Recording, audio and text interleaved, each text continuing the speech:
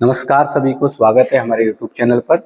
देखिए मित्रों, आज मैं एक बहुत महत्वपूर्ण सेशन लेकर आया हूं और आपके जो रीट लेवल 2 में एसएसटी वाले जो पोर्शन है, यानी कि आर्ट्स वाले स्टूडेंट जो एसएसटी से एग्जाम देते हैं, उसमें 60 क्वेश्चन आपके जीके से संबंधित आते हैं, जिसमें आपके पॉलिटी, ज्योग्राफी, हिस्ट्री, इकोनॉमी आदि से संबंधित प्रश्न पूछे जाते हैं। ठीक है, तो अब आज से मैं एक नया सेशन स्टार्ट कर रहा हूं। जितने भी अब तक के, यानी कि जितने भी प्री एग्जाम्स यानी रीट लेवल की हुई है ना, रीट लेवल में जो भी प्रश्न पूछे गए हैं मित्रों, ठीक है, तो उनका मैं एक सॉल्यूशन लेकर आया हूं और विथ प्रूफ के साथ, यानी कि प्रश्न कहाँ से पूछे गए हैं उनका विथ प्रूफ, यानी कि आपने जो राजस्थान सरकार द्वारा निर्धारित पाठ्यक्रम जो चलता है मित्रों राजस्थान बोर्ड में, यानी 600 लगा करके 12वीं तक की जो बुक्स चलती है, उनमें से बिल्कुल एक एक प्रश्न का मित्रों मैं आपको पूरी तरह से प्रूफ लेके आया हूं और वो बताऊंगा, इसलिए मेरे साथ बने रहना है। और मैं दावे के साथ कहता हूं, केवल जितने प्रश्न कराए जाएंगे, ऐसा नहीं है कि एक प्रश्न में केवल एक ही प्रश्न हल होगा मित्रों। एक प्रश्न का संबंध कम से कम 4-5 प्रश्न यहाँ से निकल करके आएंगे, क्योंकि पहली बात तो 4 ऑप्शन होते हैं, दूसरा उसके नीचे जो सॉल्यूशन है उसमें भी मैंने कुछ प्रश्नों का समावेश किया है। इसलिए मेरे चैनल पर अगर नए हो मित्रों तो चैनल को सब्सक्राइब कर लेना। ऐसा कोई सेशन मेरे को लगता नहीं कोई लेके आया होगा, बिल्कुल न्यू इनोवेशन मेरे द्वारा किया जा रहा है, इसलिए आपको वीडियो अंत तक देखना है। ठीक है, अगर चैनल पर नए हैं तो मित्रों चैनल को सब्सक्राइब करें, अपने मित्रों में शेयर भी कर दें। चलिए मित्रों करते हैं शुरुआत। पहला क्वेश्चन आपके सामने स्क्रीन पर है और वो पहला क्वेश्चन है, देखो मित्रों, पहला क्वेश्चन आपके सामने है। एक मिनट रुक जाओ मित्रों थोड़ा सा, ठीक है, और अपन थोड़ा सा कलर ये लो। चलिए पहला प्रश्न आपके सामने मित्रों, प्रश्न क्या है देखो, मेगास्थनीज ने, ये प्रश्न आया हुआ है मित्रों आपके, देखो 2022 में जो रीट का एग्जाम हुआ था उसकी सेकंड शिफ्ट का पेपर है, वहां से प्रश्न मैंने उठाए हैं और आपका जो सब्जेक्ट है वो हिस्ट्री, उस वाले पोर्शन का ये एक तरीके से क्वेश्चन है। ठीक है, तो चलिए देखो प्रश्न क्या है, आप भले से 2022 का सेकंड शिफ्ट का यानी कि जो लेवल 2 का पेपर मिला सकते हैं। ठीक है, तो चलिए देखिए पहला प्रश्न है, मेगास्थनीज ने मौर्य प्रशासन में सैनिक गतिविधियों के संचालन के लिए कितनी उप समितियों को उल्लेख किया। तो यहाँ ये पूछा है मित्रों कि मेगास्थनीज ने जो मौर्य प्रशासन में, एक तरीके से मेगास्थनीज यूनानी राजदूत था, जो कि आपको पता है मौर्य काल में यानी कि चंद्रगुप्त मौर्य के शासन काल में एक तरीके से भारत में आया था। तो आप देख सकते हैं मेगास्थनीज ने मौर्य प्रशासन में सैनिक गतिविधियों के संचालन के लिए कितनी उप समितियों का उल्लेख किया है। यहाँ प्रश्न पूछा गया है कि मौर्य प्रशासन में सैनिक गतिविधियों का संचालन करने के लिए मित्रों कितनी उप समितियों का उल्लेख किया गया है। तो देखिए मित्रों, पहले मैं प्रश्न का आंसर आपको नहीं बताऊंगा, उससे पहले मैं बताऊंगा कि ये जो प्रश्न है कहां से लिया है और कहां से उठाया है। देखिए 12th क्लास में मित्रों 3 बुक्स हिस्ट्री की चलती हैं। एक पहली बुक से, उसका नाम है भारत के इतिहास के कुछ विषय भाग फर्स्ट, इस तरीके से नाम की बुक है। तो उन बुक से मैंने देखो ये सीधा सीधा कंटेंट उठाया मित्रों, देख सकते हो यहाँ लिखा है, देखो मेगास्थनीज ने सैनिक गतिविधियों के संचालन के लिए एक समिति और 6 उप समितियों का उल्लेख किया है। तो अब आपको आंसर मिल गया है, मेगास्थनीज ने सैनिक गतिविधियों के संचालन के लिए एक समिति, ठीक है, और 6 उप समितियों का क्या किया है, उल्लेख किया है। कितनी समिति मित्रों, एक समिति और 6 उप समिति। यहाँ प्रश्न पूछा है आपने मौर्य प्रशासन में सैनिक गतिविधियों के संचालन के लिए कितनी उप समितियां, तो क्या दे रखा है मित्रों आपको, देखो 6 उप समितियां। कितनी उप समितियां, 6, तो आंसर सही क्या हो गया, 6। और उप समिति कितनी है, 6, जबकि समिति कितनी थी, एक तो समिति थी, ठीक है, समिति की संख्या 1, और उप समिति की कितनी थी मित्रों, उप समितियों की संख्या कितनी थी, उप समितियों की संख्या की बात करते हैं तो कितनी थी मित्रों, 6। तो ये याद रखना। अब आगे देखो इसमें और क्या है, अब आगे और भी क्वेश्चन अपन को मिल सकता है। तो देखिए इनमें से एक का काम नौसेना। अब देखो यहाँ पर ये भी बता रखा है कि प्रत्येक समिति का काम क्या था, तो एक का काम तो क्या था, नौसेना का संचालन करना। एक का काम क्या था भाई, नौसेना का संचालन करना। एक समिति तो किसका संचालन करती थी, नौसेना का संचालन करती थी। दूसरी यातायात और खान पान का संचालन। दूसरी का काम क्या था, यातायात वे खान पान का कार्य देखती थी, खान पान का संचालन करती थी। ठीक है, दूसरी यातायात और किसका, खान पान का संचालन करती थी। आगे क्या लिख रहा है, तीसरी का काम पैदल सैनिकों का संचालन। तो तीसरी का काम क्या था मित्रों, पैदल सैनिकों का संचालन करने का काम था। तीसरी समिति क्या काम करती थी मौर्य काल में, पैदल सैनिकों के संचालन का काम करती थी। आगे क्या लिखा है देखो, चौथी का अश्वारोही, चौथी किसका काम करती थी, जो अश्वारोही सैनिक थे, अश्वारोहियों का संचालन करती थी। चौथी किसका काम करती थी मित्रों, अश्वारोहियों का संचालन करती थी। चौथी क्या काम करती थी, अश्वारोहियों का संचालन। ठीक है, चौथी का काम क्या था मित्रों, अश्वारोहियों का संचालन करना। चौथी का काम अश्वारोहियों का संचालन करना हो गया। ठीक है, उसके बाद पांचवी का देखो, रथारोहियों, जो रथ चलाने वाले थे। पांचवी का काम क्या था, रथारोहियों, यानी रथ पर जो सवार होके जाते थे सैनिक, रथारोहियों का संचालन करना। तो पांचवी समिति रथारोहियों का क्या करती थी मित्रों, संचालन करती थी। उसके बाद देखो, छठी का काम हाथियों का संचालन, और छठी जो समिति थी उसका काम क्या था, हाथियों का क्या करना, संचालन करना। तो इस प्रकार से कितनी उपसमितियां थी मित्रों, 6 उपसमितियां थी। पहली का काम क्या था, नौसेना का संचालन करना। दूसरी का काम क्या था, यातायात में खान पान के का संचालन करना। तीसरी का पैदल सैनिकों का संचालन करती थी तीसरी। और जो चौथी थी वो मित्रों करती थी अश्वारोही सैनिकों का संचालन करती थी। पांचवी रथारोहियों का संचालन करती थी और छठवीं हाथियों का संचालन करती थी। तो याद रख लेना है भाई, मौर्य प्रशासन में सैनिक गतिविधियों के संचालन के लिए कितनी उपसमिति है, 6 उपसमिति है। कितनी उपसमिति है मित्रों, 6 उपसमितियां हैं, जिनमें से पहली उपसमिति जिसका काम है नौसेना का संचालन करना। दूसरी उपसमिति यातायात व खान पान का संचालन करना। तीसरी उपसमिति का काम क्या था मित्रों, पैदल सैनिकों का संचालन करने का काम। और चौथी उपसमिति का काम था अश्वारोहियों के संचालन का। और पांचवी का था रथारोहियों का संचालन करना। और छठवीं का था मित्रों हाथियों का संचालन करना। तो इस तरीके से इतने प्रकार की सेना थी, उन सब का संचालन ये उपसमितियां करती थी। ठीक है, अब देखिए दूसरी उपसमिति का दायित्व विभिन्न प्रकार का था। उपकरणों के ढोने के लिए बैलगाड़ियों की व्यवस्था होती थी, सैनिकों के लिए भोजन और जानवरों के लिए चारे की व्यवस्था, तथा सैनिकों की देखभाल के लिए सेवकों और शिल्पकारों की नियुक्ति करना। तो जो दूसरी समिति थी ना, उपसमिति, इसका कुछ और भी कार्य थे। और क्या कार्य थे मित्रों, इसके और कार्य क्या थे, एक तो ये था कि ये उपकरणों को ढोने के लिए किसकी व्यवस्था करते थे, उपकरणों को ढोने के लिए बैलगाड़ियों की, उपकरणों को ढोने के लिए किसकी व्यवस्था करती थी, बैलगाड़ियों की व्यवस्था का काम था इसका। ठीक है, उपकरणों को ढोने के लिए किसकी व्यवस्था का काम था मित्रों, बैलगाड़ियों की व्यवस्था का। दूसरा, सैनिकों के लिए भोजन और जानवरों के लिए चारा, सैनिकों के लिए भोजन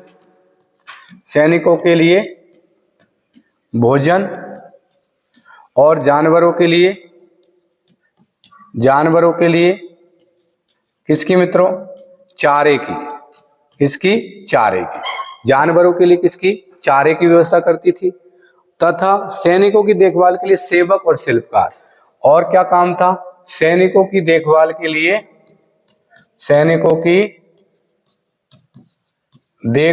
लिए मित्रों क्या था, सेवक और कौन, सेवक और शिल्पकार, इनकी नियुक्ति करने का काम दूसरी उपसमिति का था। तो चलिए एक बार फिर देखे बात करते हैं। प्रश्न है, मेगस्थनीज ने मौर्य प्रशासन में सैनिक गतिविधियों के संचालन के लिए कितनी उपसमितियों का उल्लेख किया। तो उपसमितियों की संख्या थी मित्रों 6। कितनी थी, 6। तो पहली उपसमिति का काम क्या था मित्रों, पहली उपसमिति का काम था नौसेना का संचालन। नौसेना का संचालन, किसका संचालन, नौसेना का संचालन करती थी। ठीक है, याद रख लेना। और दूसरी उपसमिति का काम क्या था मित्रों, दूसरी उपसमिति का काम था यातायात और खान पान का संचालन। किसका, यातायात व खान पान, ठीक, इनका संचालन। तीसरी उपसमिति का काम था मित्रों क्या? पैदल सैनिकों का संचालन। पैदल सैनिकों का संचालन याद रख लेना, पैदल सैनिकों का संचालन करती थी। चौथी उपसमिति क्या काम करती थी? रथारोहियों का, सॉरी, चौथी उपसमिति अश्वारोहियों का संचालन करती थी। अश्वारोही यानी कि घोड़ों पर सवार जो सैनिक थे ना, अश्वारोहियों का संचालन। ठीक, और वही पांचवी वो रथारोहियों का, जो रथों पर सवार होते थे सैनिक, तो रथारोहियों का संचालन करती थी, याद रख लेना। ठीक, और छठी का काम क्या था मित्रों? हाथियों पर सवार जो सैनिक होते थे तो उनका संचालन, तो हाथियों का संचालन। ठीक है, इस प्रकार से 6 समितियों के कार्य बटे हुए थे। जबकि जो दूसरी उपसमिति थी, कौन सी मित्रों? दूसरी उपसमिति, उस दूसरी उपसमिति के कुछ अन्य कार्य भी थे।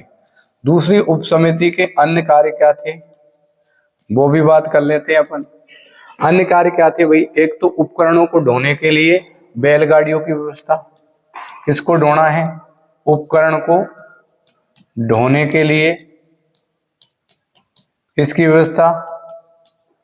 बैलगाड़ियों की व्यवस्था। ये कार्य होता था। दूसरी उपसमिति एक तो ये कार्य करती थी, और क्या करती थी? सैनिकों के लिए भोजन, सैनिकों के लिए भोजन की व्यवस्था, सैनिकों के लिए तो भोजन, ठीक है, और जानवरों के लिए चारे की व्यवस्था। किसकी व्यवस्था? जानवरों के लिए चारे की व्यवस्था। और सैनिकों की देखभाल करने के लिए किसकी? सेवक और शिल्पकारों की, सेवक व शिल्पकारों की व्यवस्था। ठीक है, तो इस तरीके से दूसरी समिति के काम उपकरण ढोने के लिए बैलगाड़ी की व्यवस्था करना, सैनिकों के लिए भोजन की व्यवस्था करना, जानवरों के लिए चारे की व्यवस्था करना मित्रों, और सेवक और शिल्पकार यानी सैनिकों की देखभाल करने के लिए, जैसे कोई घायल हो जाता था सैनिक सेना में, तो उनकी देखभाल करने के लिए एक तो सेवक और शिल्पकार जो होते थे उनकी व्यवस्था करने का कार्य कौन सी समिति करती थी? दूसरी। ठीक है, चलिए, तो एक प्रश्न अपन देख चुके हैं। फिर आप देखिए, ये जो प्रमाण है मित्रों, ये किताब में बिल्कुल ऐसे कैसे मिलता है। ठीक है, क्या है ये देखिए, मेगास्थनीज ने सैनिक गतिविधियों के संचालन के लिए एक समिति और 6 उपसमिति का उल्लेख किया है। इनमें से एक का काम नौसेना का संचालन करना, दूसरी का यातायात खान पान का संचालन करना, और तीसरी का काम पैदल सैनिकों का संचालन, चौथी का अश्वारोहियों का संचालन, पांचवी रथारोहियों का संचालन, छठी हाथियों का संचालन करती थी। दूसरी उपसमिति के कुछ अन्य दायित्व भी थे, और क्या थे? उपकरणों को ढोने के लिए बैलगाड़ियों की व्यवस्था करती थी, सैनिकों के लिए भोजन की और जानवरों के लिए चारे की व्यवस्था का काम भी दूसरी उपसमिति का था। सैनिकों की देखभाल के लिए सेवक और शिल्पकारों की नियुक्ति करने का काम था। ठीक है, तो अब चलते हैं अपन दूसरी स्लाइड पर। ये देखिए, दूसरा प्रश्न आपके सामने मित्रों, और दूसरा प्रश्न है बहुत शानदार प्रश्न है। देखिए क्या है प्रश्न? गुप्त काल में ब्राह्मणों को जो भूमि दान दी जाती थी उसे क्या कहते थे? प्रश्न क्या है मित्रों? गुप्त काल में जो ब्राह्मणों को भूमि दान दी जाती थी, गुप्त काल में ब्राह्मणों को जो भूमि दान दी जाती थी उसे क्या कहते थे? तो ए ऑप्शन में दे रखा बेल्लन बगई, देवदान, साला भोज, अग्रहार, या पूछा है गुप्त काल में। तो देखिए मित्रों, अगर हम बात करें तो ये मैंने उसका एक प्रमाण लगा रखा जो एनसीईआरटी की बुक्स है, वहां से ये प्रश्न उठाया है। ऐसे के ऐसे ही ये देखिए एक तरीके से कॉलम में बना हुआ है, इसमें लिखा है देखो, अग्रहार उस भूभाग को कहते थे जो ब्राह्मणों को दान दिया जाता था। ब्राह्मणों से भूमि कर या अन्य प्रकार के कर नहीं वसूले जाते थे। ध्यान रखना, गुप्त काल की बात कर रहे हैं। ठीक है, ब्राह्मणों को स्वयं स्थानीय लोगों से कर वसूलने का क्या था? अधिकार। तो यहाँ पर जो गुप्त काल में ब्राह्मणों को जो भूमि दान में दी जाती थी उसे कहा जाता था मित्रों क्या? अग्रहार। क्या कहते थे? अग्रहार। याद रख लेना, क्या कहते थे? अग्रहार कहते थे। ठीक है, एक चीज और ध्यान रखना, इसमें लिखा है देखो, भूभाग जो ब्राह्मणों को दान में दिया जाता था उसे अग्रहार कहते थे। ठीक है, ब्राह्मणों से भूमि कर या अन्य प्रकार का कोई टैक्स, यानी कि जो ब्राह्मण होते थे ना वहां पर मित्रों गुप्त काल में, ब्राह्मण, उनसे कोई कर, है ना, कोई कर सॉरी एक मिनट रुक जाओ, ब्राह्मणों से ना तो भूमि कर लिया जाता था और ना ही कोई अन्य कर लिया जाता था। ठीक है, ना तो भूमि कर लेते थे और ना ही कोई अन्य कर लेते थे। जबकि ये खुद ब्राह्मण जो थे ना, इनको ही स्थानीय लोगों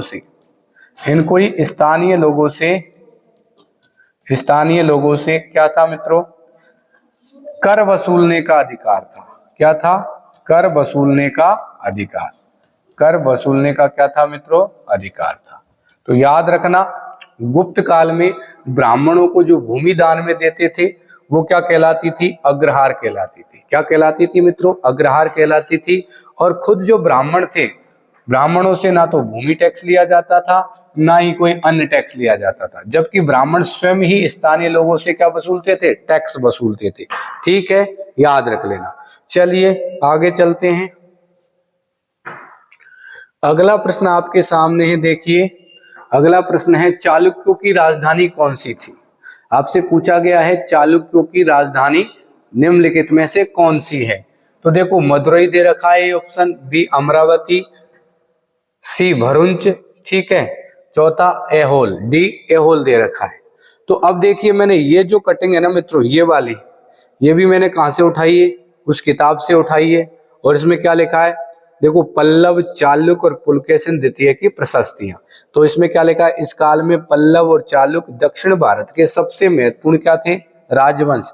पल्लवों का राज्य, उनकी राजधानी क्या थी? कांचीपुरम। तो यहाँ पर पल्लवों की राजधानी तो क्या बताइए?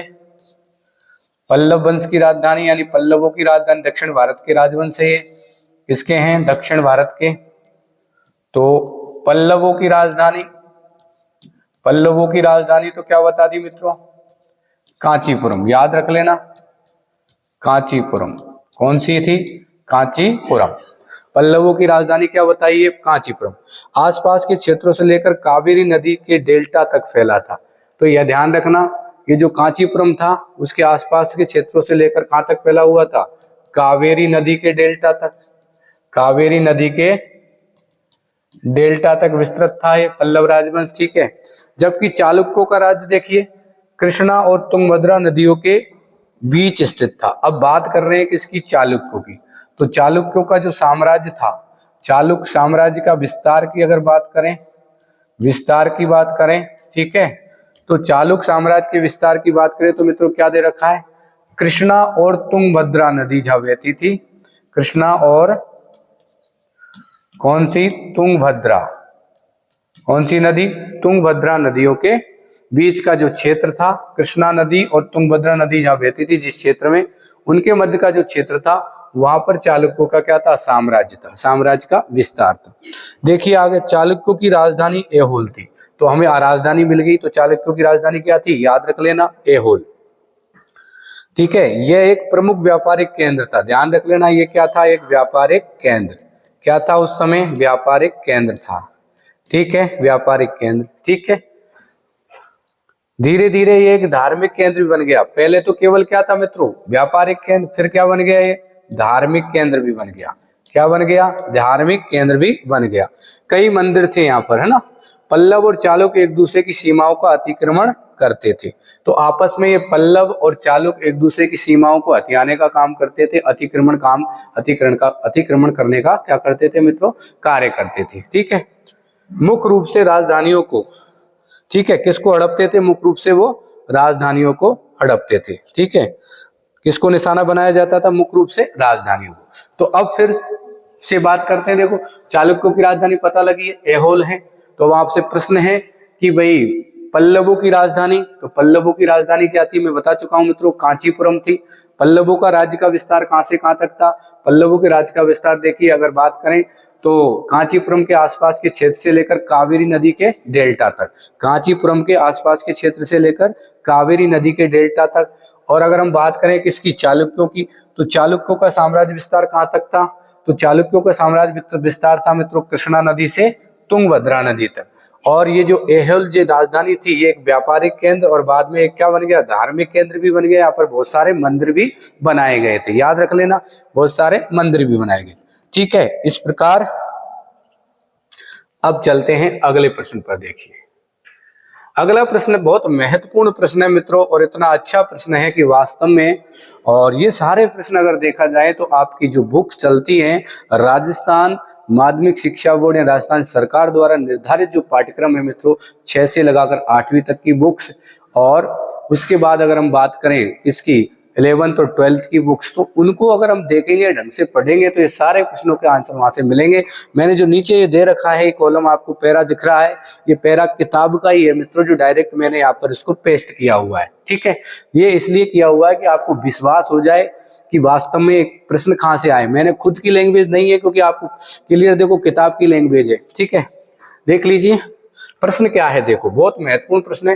ख्वाजा मोइनुद्दीन चिश्ती की दरगाह पर आने वाला पहला सुल्तान कौन था? बहुत बढ़िया प्रश्न है मित्रों, है ना। ख्वाजा मोइनुद्दीन चिश्ती की दरगाह पर आने वाला पहला सुल्तान कौन था? तो इनमें से देखना है, क्या कुतुबुद्दीन ऐबक था, क्या मोहम्मद बिन तुगलक था, क्या इल्तुतमिश था, क्या अलाउद्दीन खिलजी था? प्रश्न ये है। तो अब आप देख लीजिए, मैं आपको ये जो कटिंग है इसकी बुक्स की वो पढ़ के सुनाता हूं। देखो ख्वाजा मोइनुद्दीन की दरगाह का सबसे पहला किताबी जिक्र देखिए 14वीं शताब्दी का है। यह दरगाह शेख की सदाचारिता यानी अच्छे आचरण और धर्मनिष्ठा और उनके आध्यात्मिक वारिसों की महानता, राजसी मेहमानों द्वारा दिए गए आश्रय प्रश्रय के कारण लोकप्रिय थी। अब आगे देखो क्या लिखा है। मोहम्मद बिन तुगलक, क्या लिखा है मित्रों? मोहम्मद बिन तुगलक, जिसका शासनकाल है 1324 से 1351। मोहम्मद बिन तुगलक पहला सुल्तान था जो इस दरगाह पर आया था। तो आंसर मिल चुका है, मोहम्मद बिन तुगलक पहला सुल्तान है जो ख्वाजा मोइनुद्दीन चिश्ती की दरगाह पर आया। ठीक है मित्रों, है ना मजे की बात? नहीं है क्या मजे की बात? देखो सीधा सीधा लिखा हुआ, यहीं से उठाया है बिल्कुल। मोहम्मद बिन तुगलक पहला सुल्तान था जो इस दरगाह पर आया था। किंतु शेख की मजार पर सबसे पहली इमारत, अब शेख की मजार यानी कि इस ख्वाजा मोइनुद्दीन चिश्ती की जो मजार है, ठीक है, उस पर पहली इमारत मालवा के सुल्तान गियासुद्दीन खिलजी ने 15वीं शताब्दी में। तो ये भी याद रख लेना भाई। देखो ये ख्वाजा मोइनुद्दीन चिश्ती, इसकी जो मजार है, ठीक है, मजार पर पहली अगर मस्जिद की बात करें, किसकी बात करें? मस्जिद की बात करें, किसकी बात करें? पहली, सॉरी मस्जिद नहीं, पहली इमारत। ठीक है, पहली इमारत किसकी बात करें मित्रों? पहली इमारत की। तो पहली इमारत किसने बनवाई है? देखो पहली इमारत की बात करें तो ये बनवाई है किसने मित्रों? मालवा के सुल्तान गियासुद्दीन खिलजी ने। कहाँ के सुल्तान? मालवा के। कहाँ के सुल्तान मित्रों? मालवा के। कौन थे? गियासुद्दीन। कौन थे मित्रों? गियासुद्दीन या गयासुद्दीन खिलजी, गयासुद्दीन खिलजी। ठीक है, इसमें लिखा है गियासुद्दीन खिलजी। और कब की बात थी मित्रों? 15वीं शताब्दी की। कब की बात थी? 15वीं शताब्दी। तो याद रख लेना, ख्वाजा मोइनुद्दीन चिश्ती की दरगाह पर आने वाला पहला सुल्तान कौन है आपके? कौन है मित्रों? देखो मोहम्मद बिन तुगलक। कौन है? मोहम्मद बिन तुगलक। ठीक है, जबकि ख्वाजा मोइनुद्दीन चिश्ती की जो मजार है उस पर पहली इमारत मालवा की किसने बनवाई है? गियासुद्दीन खिलजी ने, यानी गयासुद्दीन खिलजी ने। कब बनवाई है? 15वीं शताब्दी में। आगे देखो, चूंकि यह दरगाह दिल्ली और गुजरात को जोड़ने वाले व्यापारिक मार्ग थी, तो कहां पर थी यह दरगाह भाई? दिल्ली और गुजरात का जो व्यापारिक मार्ग है उस पर स्थित है। ठीक है, अतः अनेक यात्री यहाँ आते थे। देखो मेन जो मार्ग था दिल्ली और गुजरात का, उस पर ये क्या है, मतलब ख्वाजा मोइनुद्दीन चिश्ती की क्या है? दरगाह स्थित है। इसलिए बहुत सारे लोग यहाँ पर जियारत करने के लिए मित्रों आते थे। ठीक है, आगे देखो क्या लिखा है। 16वीं शताब्दी तक आते आते अजमेर की यह दरगाह बहुत ही लोकप्रिय हो गई। ठीक है, पहले तो थी लोकप्रिय, मगर 16वीं शताब्दी में बहुत ज्यादा लोकप्रिय हो गई। हिंदू मुस्लिम सभी इसकी जियारत करने के लिए मित्रों आते हैं। अब देखो एक अगला महत्वपूर्ण प्रश्न क्या बन सकता है यहाँ से। देखो अगली एग्जाम में आपके लिए अगला महत्वपूर्ण प्रश्न क्या बन सकता है वो मैं आपको बता दूं। वो ये बन सकता है, देखो इस दरगाह को जानने वाले तीर्थयात्रियों के भजनों ने ही अकबर को यहाँ आने के लिए प्रेरित किया। तो यहाँ के जो तीर्थयात्री थे उनसे प्रेरित होकर अकबर भी यहाँ आए। देखो अकबर कितनी बार आए उसका भी प्रश्न आपसे बन सकता है। देखो अकबर यहाँ 14 बार आया। अकबर की अगर बात करें तो अकबर कितनी बार आया है ख्वाजा मोइनुद्दीन चिश्ती की दरगाह पर? कितनी बार आया मित्रों? 14 बार। याद रख लेना, कितनी बार आया है? 14 बार आया। ठीक है, कभी तो साल में 2-3 बार आ जाता था और कभी नई जीत की खुशी के आशीर्वाद लेने के लिए भी, ठीक है, आ जाता था। और कभी वो संकल्प की जब पूर्ति हो जाती थी या फिर पुत्रों के जन्म पर आ जाता था। तो इस तरीके से अकबर का आना जाना ख्वाजा मोइनुद्दीन चिश्ती की दरगाह पर लगा रहता था। हो सकता है मित्रों अगली एग्जाम में, ठीक है, अगली एग्जाम में हमारे लिए जो इस मुगल काल के जो टॉपिक है, ठीक है, तो यहाँ से कोई एक बहुत महत्वपूर्ण प्रश्न बन सकता है कि ख्वाजा मोइनुद्दीन चिश्ती की दरगाह पर आने वाला पहला सुल्तान तो हमने देख लिया, कौन था? मोहम्मद बिन तुगलक। कौन था मित्रों? मोहम्मद बिन तुगलक, ठीक है। जबकि इसकी दरगाह पर यानी कि मजार पर पहली इमारत बनाने वाला कौन है? पहली इमारत बनाया है किसने? गयासुद्दीन खिलजी ने। पहली इमारत किसने बनाई है मित्रों? गयासुद्दीन या गियासुद्दीन खिलजी ने। किसने बनाई है? गियासुद्दीन खिलजी ने। मालवा के शासक किसने? गियासुद्दीन खिलजी ने, ठीक है। तो पहली मजार ख्वाजा मोइनुद्दीन चिश्ती की जो मजार थी मित्रों, उस पर पहली इमारत बनाने वाला व्यक्ति कौन है? गयासुद्दीन खिलजी। याद रख लेना क्या है भाई, ख्वाजा मोइनुद्दीन चिश्ती की जो दरगाह थी मित्रों, ठीक है, उस पर यानी कि पहली इमारत बनाने वाला व्यक्ति यानी मजार पर इमारत बनाने वाला व्यक्ति है तो उसका नाम है गयासुद्दीन खिलजी। और ये इमारत इस व्यक्ति ने बनाई थी मित्रों 15वीं शताब्दी में। कब बनाई थी? 15वीं शताब्दी में बनाई थी। याद रख लेना, बहुत महत्वपूर्ण है। और एक जो प्रश्न बनेगा वो क्या बनेगा कि अकबर कितनी बार गया है भाई? अकबर ने कितनी बार ख्वाजा मोइनुद्दीन चिश्ती की दरगाह की जियारत की, यानी ख्वाजा मोइनुद्दीन चिश्ती की दरगाह पर अकबर कितनी बार आया है, ऐसा प्रश्न भी बन सकता है मित्रों। स्पष्ट लिखा है अकबर यहाँ 14 बार आया। कितनी बार आया मित्रों? 14 बार। तो याद रख लेना, ठीक है। चलिए अगला और लास्ट प्रश्न आपके सामने।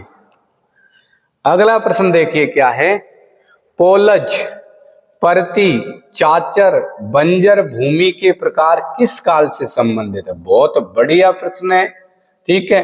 पोलज, परती, चाचर व बंजर भूमि के प्रकार किस काल से संबंधित है? तो देखिए यहाँ भी मैंने एक प्रूफ लगाया है आपके सामने। यहाँ लिखा है अकबर के शासन काल में भूमि का वर्गीकरण। तो अकबर कौन था? मुगल था। तो प्रश्न का आंसर तो क्या हो जाएगा? मुगल काल हो जाएगा। क्या हो जाएगा? मुगल काल। मगर देखिए आइन में, आइन मतलब आईने अकबरी, ठीक है, तो इसकी जो रचना है तो इसमें देखिए अकबर बादशाह ने अपनी गहरी दूरदर्शिता के साथ जमीनों का क्या किया? वर्गीकरण किया। और हर एक वर्ग की जमीन के लिए अलग अलग राजस्व निर्धारित किया।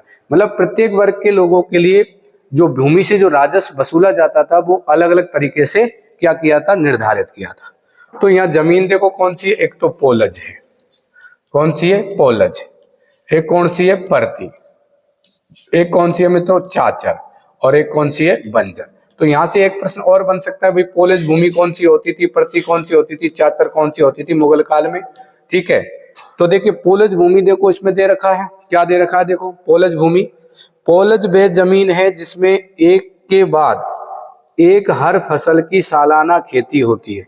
मतलब लगातार, ठीक है, सालाना क्या होती है? खेती होती है। एक एक फसल की क्या होती है? सालाना खेती होती है। सालाना खेती होती है, ठीक है, प्रतिवर्ष खेती होती है। अगली देखो, जिसे कभी खाली नहीं छोड़ा जाता था, मतलब हमेशा इस पर खेती की जाती थी। किस पर? पोलज भूमि पर, कभी खाली नहीं रहती थी। याद रख लेना। आगे देखो अगली प्रश्न देखो, परोती। परोती मतलब नहीं है, यहाँ परोती दे रखा है जबकि क्या है? परती है। परती वह जमीन है जिस पर कुछ दिनों के लिए खेती रोक दी जाती थी ताकि वे अपनी खोई ताकत वापस ले सके। देखो कई बार कुछ समय के लिए क्या करते थे? कुछ समय के लिए खेती नहीं करते थे। खेती नहीं करते थे कौन सी भूमि पर? परती भूमि पर। क्योंकि जैसे उपजाऊपन धीरे धीरे क्या होता है मित्रों, जमीन का कम होता है तो उसे पाटने के लिए, उसे भरने के लिए कुछ समय के लिए जमीन को खाली छोड़ देते हैं, जिससे उसमें धीरे धीरे उसमें क्या आ जाता है मित्रों, उसमें उपजाऊपन धीरे धीरे फिर से पनपने लगता है।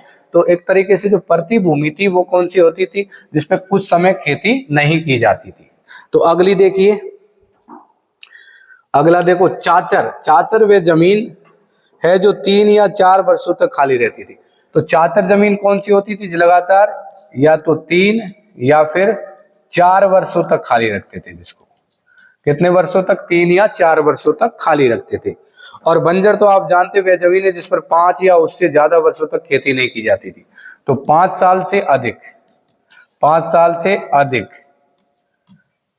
समय तक या लगातार 5 साल से अधिक समय तक क्या नहीं करते थे, खेती नहीं करते थे। ठीक है, तो 5 या उससे ज्यादा वर्षों तक खेती नहीं की जाती थी। पहले 2 प्रकार की जमीन की 3 किस्में हैं। तो पहली 2 प्रकार की जो जमीन है पोलज और परती, इसकी कितनी किस्में हैं, 3 किस्में। एक तो अच्छी किस्म की, एक मध्यम किस्म की और एक खराब किस्म की। तो ये जो पहले प्रकार की पोलज और परती है ना मित्रों, इसकी भी कितनी किस्में, 3। एक तो है अच्छी, इनको भी 3 कैटेगरियों में बांटा गया, अच्छी, और दूसरी मध्यम अच्छी, ठीक है, और तीसरी खराब, जिसमें सबसे कम पैदावार होती थी। तो ये जो पोलज और परती 2 प्रकार की जो भूमि थी मुगल काल में, इनकी भी 3 कैटेगरियां थी, अच्छी, मध्यम और खराब। याद रखना, अच्छी, मध्यम और खराब। अब फिर से देखो, मैं आपको रिवाइज कराता हूं। पोलज भूमि कौन सी होती थी, जिसमें हर साल खेती करते थे, मतलब बिल्कुल खाली नहीं छोड़ते थे, वो होती थी पर कौन सी भूमि, पोलज भूमि। परती कौन सी होती थी, जिसमें देखो उपजाऊपन कम हो जाता था, तो कुछ समय के लिए, 1 आध साल के लिए उसको क्या छोड़ देते थे, खाली छोड़ते थे, उस पर खेती नहीं करते थे, फसल नहीं उगाते थे, वो कौन सी होती थी, परती। और चाचर कौन सी होती थी, जिसपे लगातार 3-4 साल तक क्या नहीं की जाती हो, खेती नहीं की जाती हो, उस भूमि को किस कैटेगरी में रखा गया, चाचर में। और बंजर, जिसमें लगातार 5 साल या फिर उससे अधिक लंबे समय तक खेती ही नहीं की जाए, तो वो एक तरीके से कौन सी होती थी, बंजर। और यहाँ पर जो देखो पोलज और परती, ये जो 2 भूमियां थी मित्रों, इनकी भी 3 सब कैटेगरी बना के रखी थी, और वो थी अच्छी, मध्यम और खराब। ठीक है, तो ये याद रख लेना भाई। अब अगला प्रश्न देखो, आपसे ये भी पूछ सकते हैं कि भाई मुगल काल में मतलब भूमि राजस्व कितना था, कितना वसूला जाता था, भू राजस्व कितना वसूला जाता था, ये भी एक प्रश्न हो सकता है। तो देखो यहां पर लिखा है सीधा, हर किस्म की जमीन के उत्पाद को जोड़ देते हैं। मतलब ये जो उत्पाद होता था, पोलज, परती, चाचर और बंजर, ये 4 प्रकार की कैटेगरियों में जो जमीन को बांटा गया था, इनमें जितना भी उत्पादन होता था, इनको आपस में क्या कर लिया जाता था, जोड़ दिया जाता था। और इसका जो तीसरा हिस्सा, तीसरा मध्यम उत्पाद माना जाता था। ठीक है, और इसका तीसरा हिस्सा क्या माना जाता था, मध्यम उत्पाद। और उस मध्यम उत्पाद का 1/3 हिस्सा शाही शुल्क। तो शाही शुल्क मुगल काल में भू राजस्व का 1/3 हिस्सा, मुगल काल में मित्रों भू राजस्व का क्या, मुगल काल में भू राजस्व का कितना वसूला जाता था, भू राजस्व का 1/3 भाग वसूला जाता था। ठीक है, 1/3 भाग वसूला जाता था। और भूमि कितने प्रकार की थी, 4 प्रकार की, पोलज, परती, चाचर और बंजर। तो इनका उल्लेख किसमें है, अकबर की आईने अकबरी में। किसमें है, आईने अकबरी में। और ये अकबर ने बांटा था, अकबर के काल में इन भूमियों को बांटा गया। ठीक है, तो पोलज, परती, चाचर और बंजर। ठीक है, तो इस प्रकार देखा मित्रों हमने, एक तरीके से मैं 5 प्रश्न अभी लेके आया हूं। ठीक है, उसके बाद इन 5 प्रश्नों से कम मित्रों आपके 20 से 25 प्रश्न हल होंगे, पक्का है, क्योंकि इनमें बहुत सारी चीजें कंटेंट नीचे दे रखी थी जो मैंने आपके साथ शेयर किया है। अब देखिए, आपको अगर सेशन अच्छा लगा हो, पहली बात तो अगर आपको ये अच्छा लगा है इस तरीके का पढ़ना, तो मित्रों मैं अगली बार वीडियो लेकर के तब आऊंगा इससे आगे में, क्योंकि देखो मित्रों जब तक आपका मोटिवेशन, आपका प्यार मुझे नहीं मिलेगा, तब तक मैं इस तरीके के कार्य को किस तरीके से आगे बढ़ाऊं मित्रों। इसलिए आपका प्यार और मोटिवेशन मुझे मिलना ही चाहिए। अगर आप सपोर्ट करेंगे, आप चाहेंगे कि सर बहुत बढ़िया अगर इस तरीके से अगर हमको देखने को मिले, आपका देखो 2 काम होंगे मित्रों। एक तो पिछली क्लासों के प्रश्न हल हो जाएंगे, सॉरी पिछली क्लास नहीं, पिछली जो एग्जाम थी रीट प्री की, उनके प्रश्न हल हो जाएंगे। दूसरी बात, प्रश्न आया कहां से है उसका भी पता हमें चल रहा है, प्रश्न आता है आपसे 6 से लगा करके 8वीं तक की बुक्स और 11 12th में चलने वाली बुक्स है, तो वहां पर जो कंटेंट है उनसे जुड़ा हुआ जो कंटेंट है वो भी आपको साथ में यहाँ पर मिल रहा है। जैसे प्रश्न तो मिल ही रहा है, ठीक है, ये प्रश्न मिल रहा है कि पृथ्वी पाचात्र भूमि कौन से काल में थी, तो मुगल काल में। फिर इसके साथ ही आपको कंटेंट क्या मिल रहा है कि भाई कौन सी भूमि को पोलज कहते थे, पृथ्वी चाचर किस प्रकार की होती थी, ठीक है, और कितना भू राजस्व वसूला जाता था, ये पूरा इसमें कंटेंट दे रखा है। तो मैं इसको भी एक्सप्लेन आपके सामने करता हूं, तो इससे क्या लगभग लगभग आपका सिलेबस कवर हो जाएगा, ठीक है। वो किताबें भी जिनमें वो कंटेंट है वो भी कवर हो जाएगा। बाकी जो बचा कुचा जो कंटेंट है वो स्पेशल मैं लेकर के आ जाऊंगा। तो यहां रुक जाओ यार, ठीक है ना, तो कंटेंट लेकर के मैं आ जाऊंगा, ठीक है। फिर उसके बाद फिर मैं आपको बाद में इसके बाद जो 6 7 8 की जो बचा कुचा कंटेंट है मित्रों, और आपके 12th का जो क्लास है 11 12th की जो बुक चलती है उसमें जो कंटेंट है वो भी अलग से लेकर के आऊंगा। इसलिए अब देखो आपको केवल कुछ नहीं करना है मित्रों, आपको चैनल को सब्सक्राइब कर देना है और ज्यादा से ज्यादा वीडियो को शेयर करना है, ठीक है मित्रों। चलिए फिर मिलते हैं अगले वीडियो में। जय हिंद, जय भारत।